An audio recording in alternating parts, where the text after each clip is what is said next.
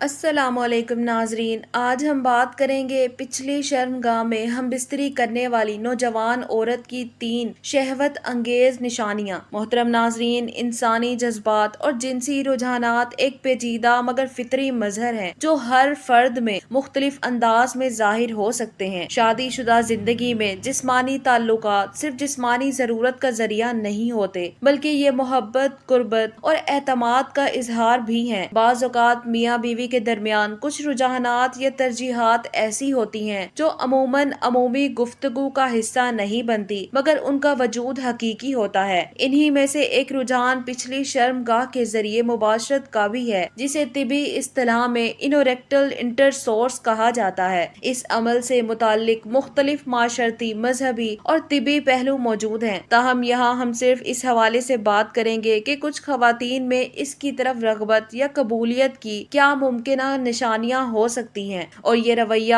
کن نفسیاتی یا جسمانی عوامل کا نتیجہ ہو سکتا ہے۔ جنسی رجحانات کی فہم ایک نفسیاتی پہلو۔ ہر انسان کی جنسی پسند اور ناپسند اس کی شخصیت، ذہنی ساخت، تجربات اور شعوری نشو و نما سے تشکیل پاتی ہے۔ بعض خواتین میں بعض مخصوص جنسی طریقوں کی طرف کشش ان کی جسمانی حساسیت، جذباتی تجربات یا شریک حیات کے ساتھ کیمسٹری کا نتیجہ ہو سکتی ہے۔ ایسی خواتین جو پچھلی شرمگاہ کے ذریعے تعلق میں دلچسپی رکھتی ہیں، ان میں عمومی طور پر درج ذیل علامات یا رجحانات پائے جا سکتے ہیں۔ جنسی تجربات میں تنوع کی خواہش۔ ایسی خواتین عمومی طور پر یکسانیت سے جلد اکتا جاتی ہیں اور ازدواجی تعلقات میں نیا پن اور تنوع چاہتی ہیں۔ ان کا رجحان نت نئے تجربات کی طرف ہوتا ہے اور وہ خود کو اور شریک حیات کو جذباتی اور جسمانی طور پر مزید قریب لانے کے لیے مختلف طریقے آزمانے کو تیار رہتی ہیں۔ وہ اس عمل کو ممنوع سمجھنے کے بجائے رضامندی اور تعلق کی گہرائی سے جوڑتی ہیں۔ جسمانی حساسیت اور جذباتی قبولیت۔ کچھ خواتین کی جسمانی ساخت ایسی ہوتی ہے کہ وہ مختلف انداز سے جسمانی لذت کو محسوس کر سکتی ہیں۔ یہ ایک فطری کیفیت ہے۔ بعض خواتین اس ضمن میں زیادہ حساس ہوتی ہیں، اور اگر انہیں ایسا محسوس ہو کہ کوئی مخصوص طریقہ انہیں جذباتی یا جسمانی لذت دے رہا ہے تو وہ اس کی طرف رغبت رکھ سکتی ہیں، بشرط یہ کہ ماحول میں اعتماد اور احترام موجود ہو۔ ذہنی کشادگی اور شریک حیات کے ساتھ اعتماد۔ وہ خواتین جو اپنے شریک حیات کے ساتھ جذباتی سطح پر